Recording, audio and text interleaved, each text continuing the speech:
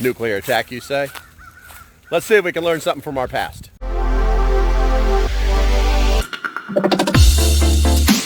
This is going to be the first video in a series of videos. I've come across some very instructional videos from our past. Believe it or not, the United States used to have a very vibrant and robust nuclear preparedness plan. Fallout shelters, training in schools, unbelievable things that we just don't see today because we're supposed to live in the safe world. Well, guys, I got news for you. Our safe spaces aren't so safe anymore. All right, guys, this is going to be the first video in the series, and enjoy the show.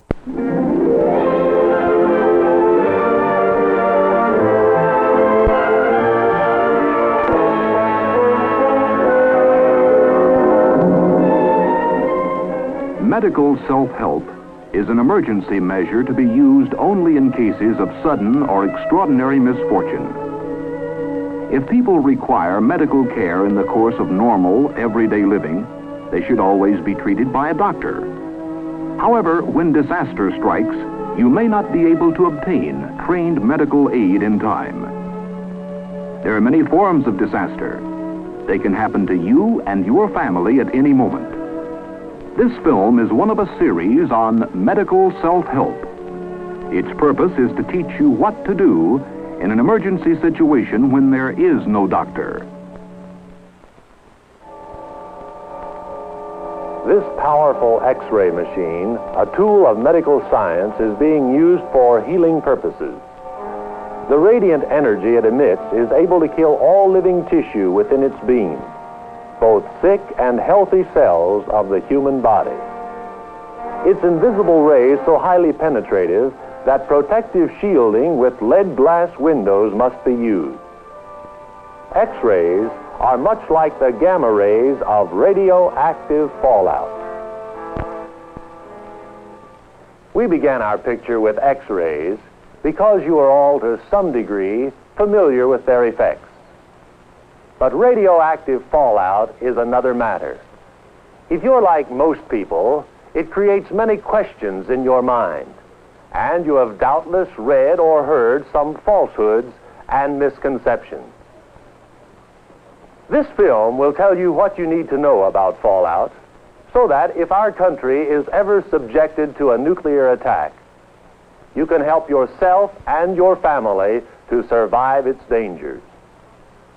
For fallout is probably the most dangerous product of nuclear disaster in terms of the number of people who could be affected. It is also the one from which we are best able to protect ourselves. Let's examine what happens when a nuclear weapon is exploded near the Earth. First, there is blast, or the pressure wave created by the explosion, along with heat, the most intense ever created on Earth. Both will extend great distances from the point of the explosion, from 1 to 20 or 25 miles, depending on the size of the weapon.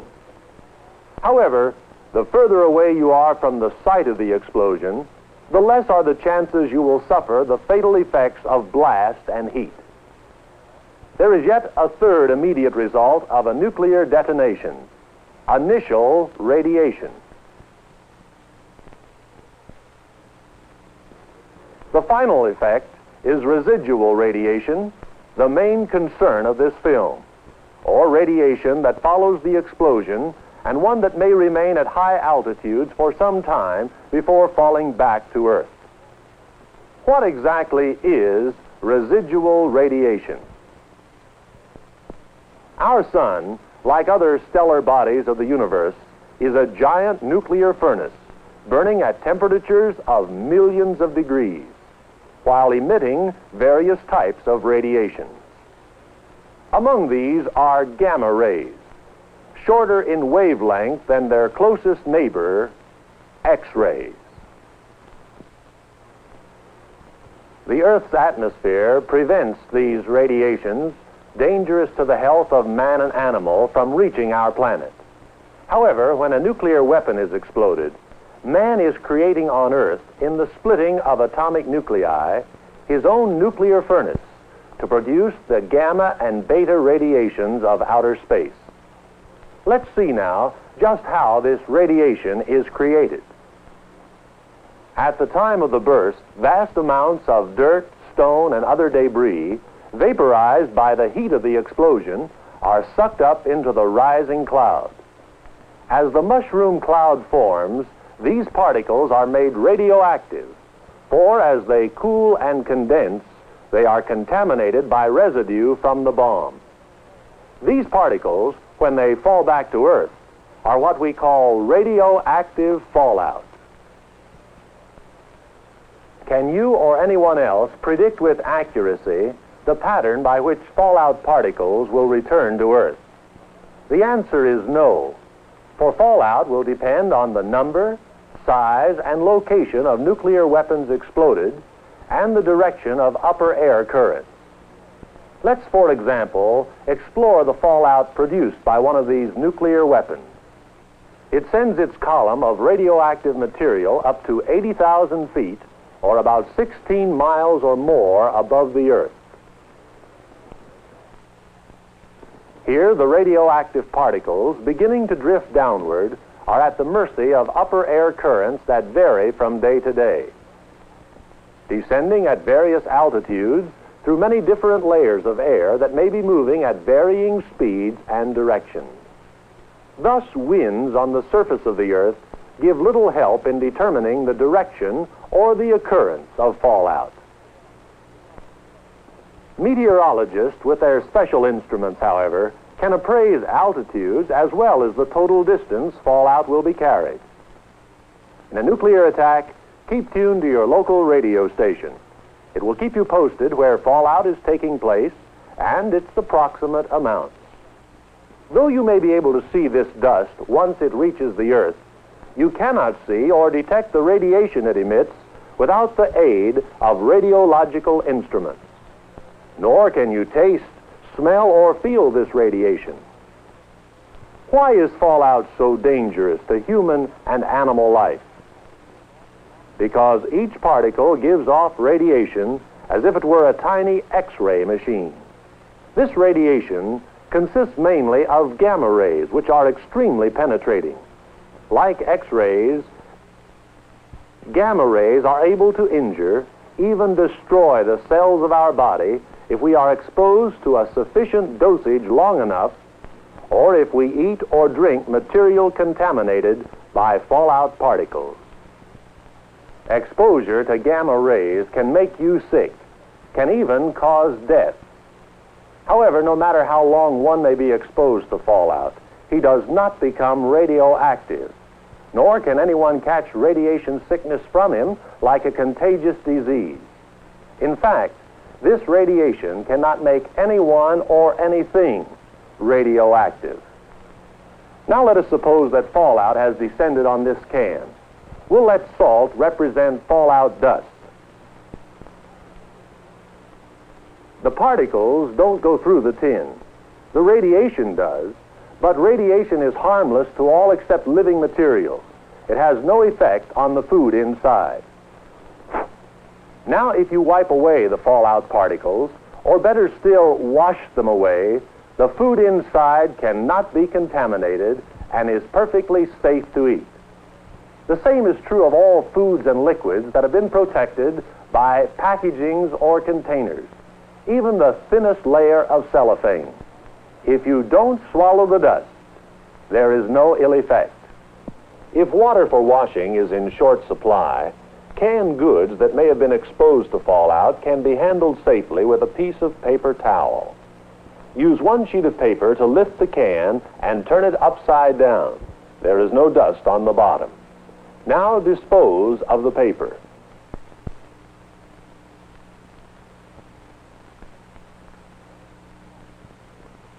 Wipe the sides of the can with a new piece of towel. And don't forget to put the contaminated paper in a covered receptacle. Now open the clean top. There will be no harmful particles in the food itself.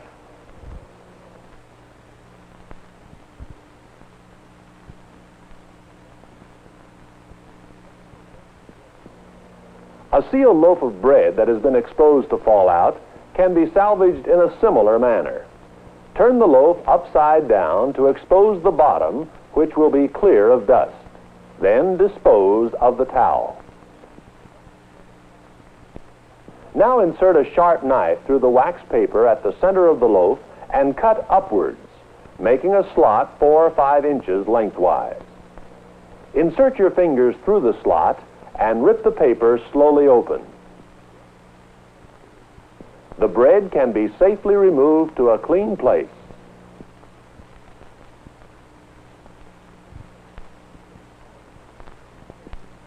Finally, dispose of the wax paper. Contaminated vegetables, such as potatoes, can be pared like this. Use a clean piece of newspaper and, working first in one corner, cut off one end. Move to a clean surface of the paper and peel in this manner.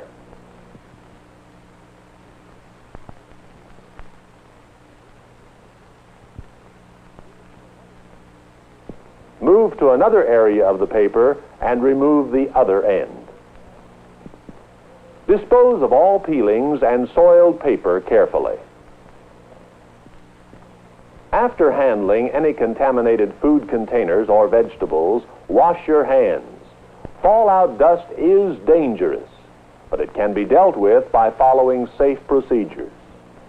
There is another widespread legend, the fear that fallout spells death to all life on Earth. The plain fact is that even if a great number of nuclear weapons were exploded, the resulting fallout would cover only a small area of the world's total land mass. The real concern then is this: if we are in that area, how do we protect ourselves? Like X-rays, radiation from fallout can go through almost every kind of building material. Over 99% would pass through glass,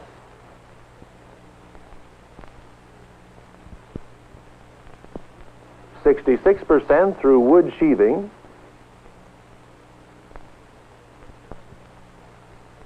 50% through a brick veneer wall. But only 1% of gamma radiation would penetrate 18 inches of concrete. And though it's not a building material, it's important to know that only 1% would pass through 25 inches of earth. Quite aside from the shielding effect of building materials, the intensity of radiation decreases with the square of the distance from the source. Thus, 10 feet away from a particle of fallout, the radiation rate is only 1% of that encountered at a distance of 1 foot. Other things being equal, the central parts of a building are safer. The radiation rate, or the intensity from fallout, decreases with the passage of time. In fact, for every 7-fold increase in time, the radiation will be reduced by a factor of 10. That means that at 7 hours after the explosion, the radiation level will be about 10% of its intensity at 1 hour. At 49 hours, it will be about 1%.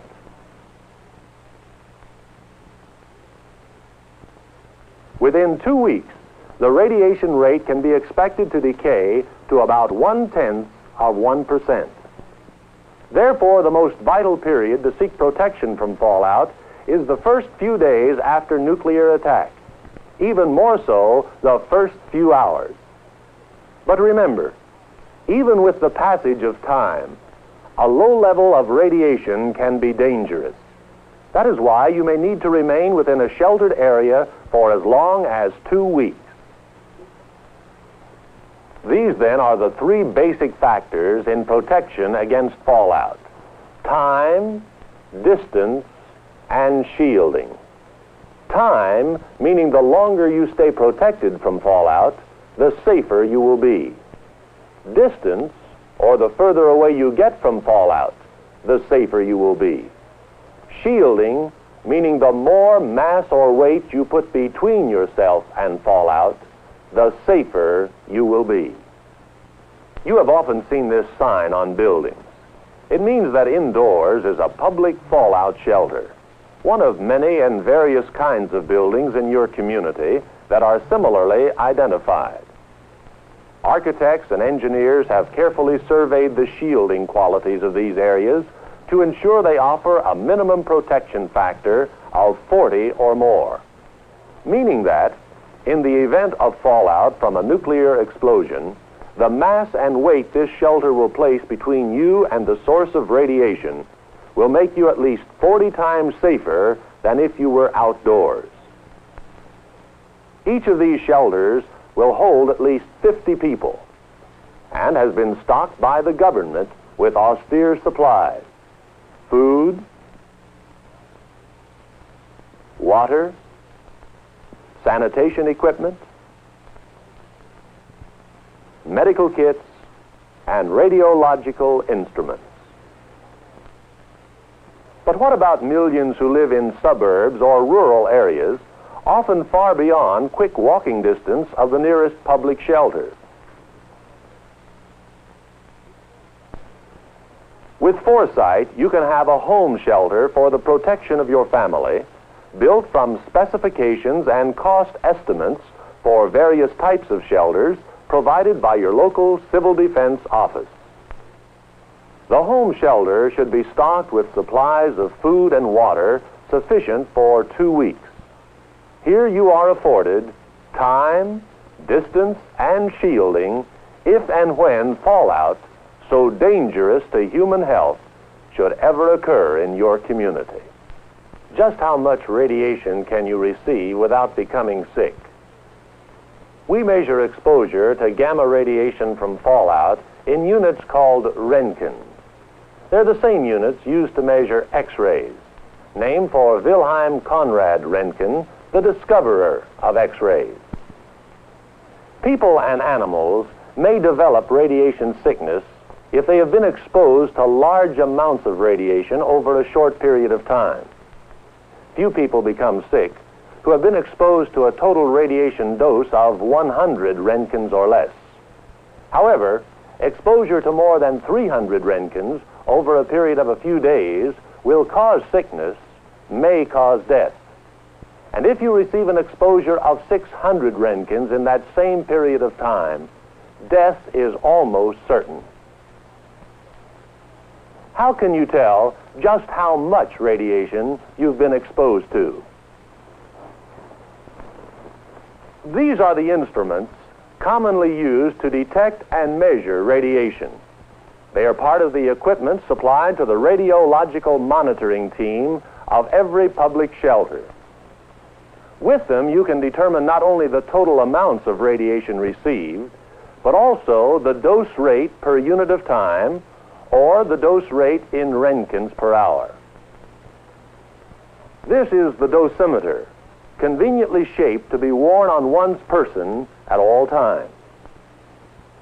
It is able to measure the total accumulated radiation exposure in Roentgens.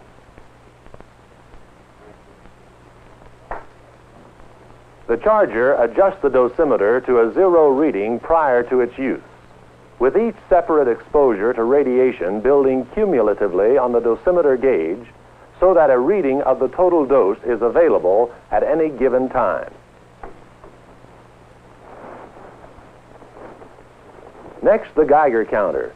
This instrument measures radiation in fractions of Roentgens per hour within or outside the shelter.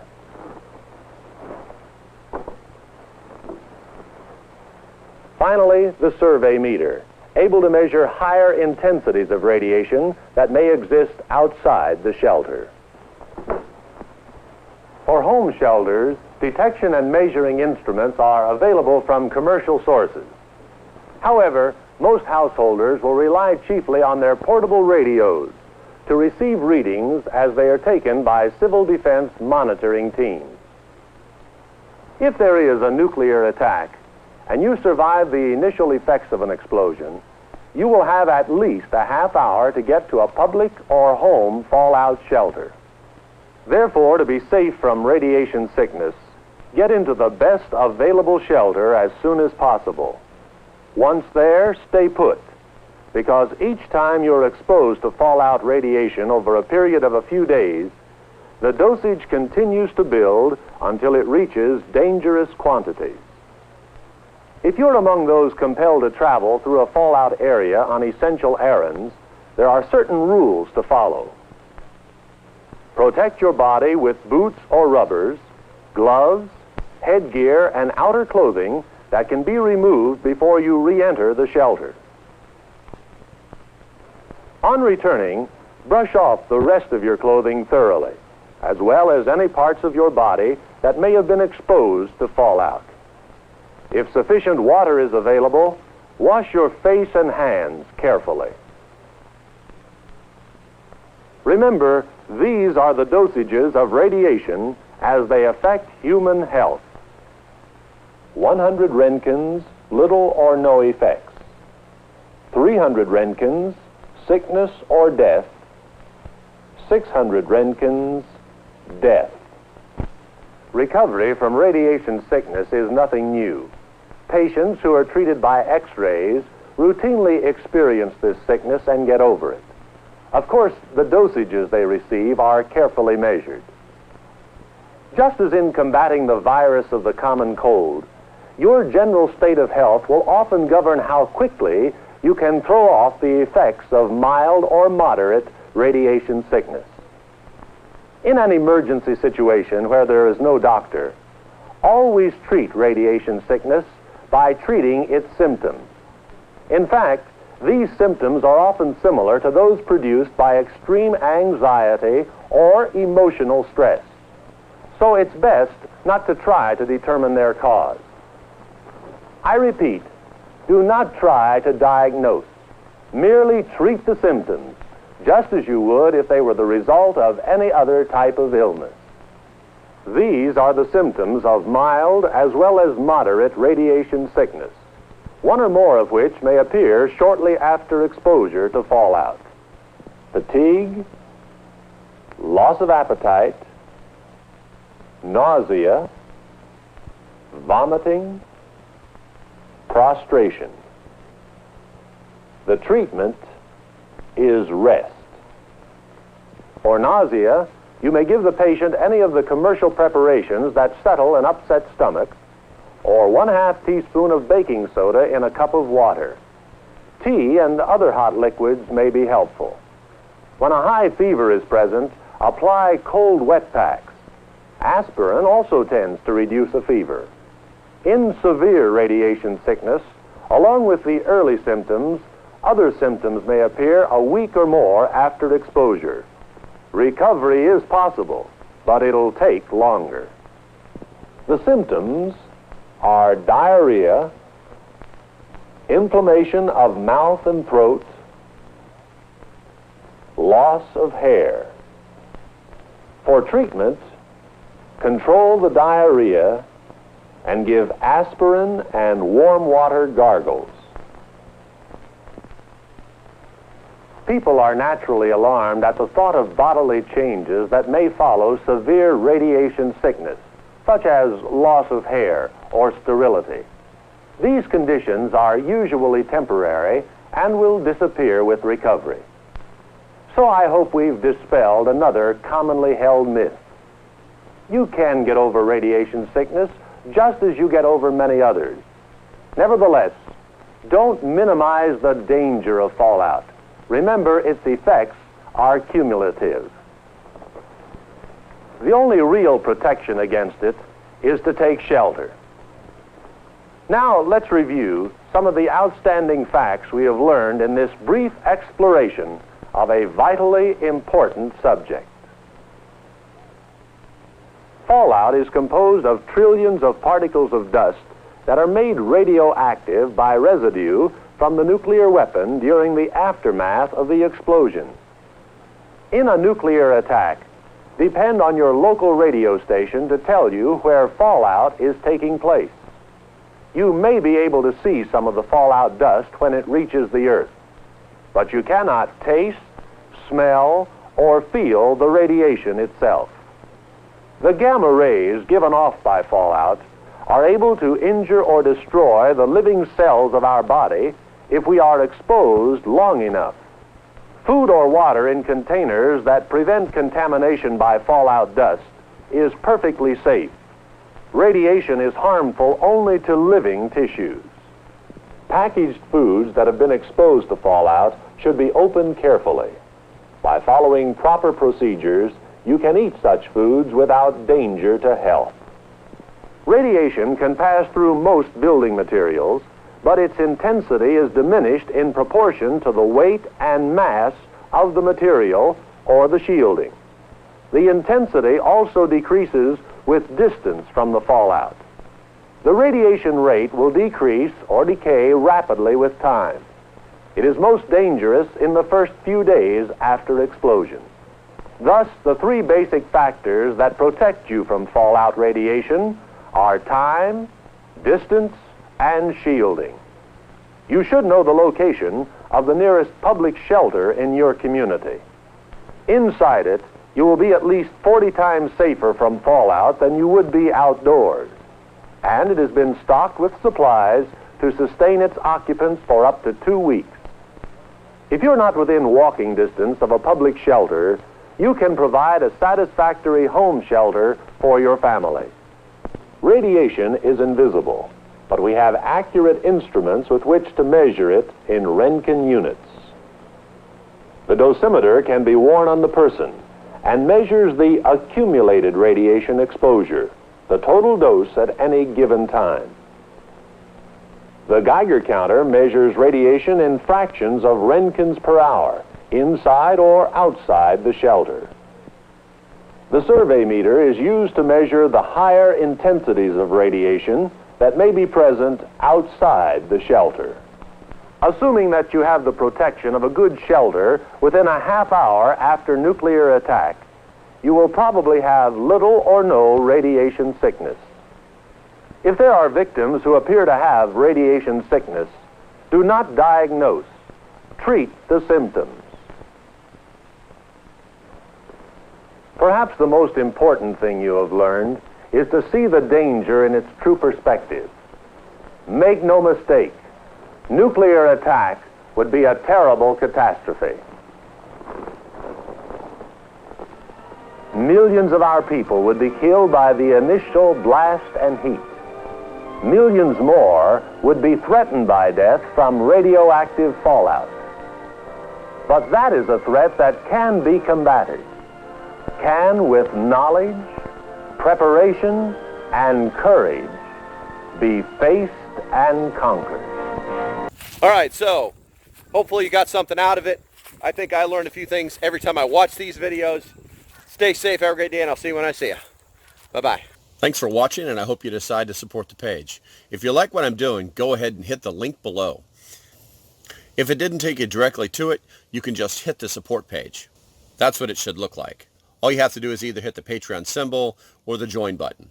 Doesn't matter. Just hit it, and that'll get you started. It's $3 a month for 30-ish days of work from me, the price of a Starbucks coffee. So until the next time, stay safe, have a great day, and I'll see you when I see you. Bye-bye.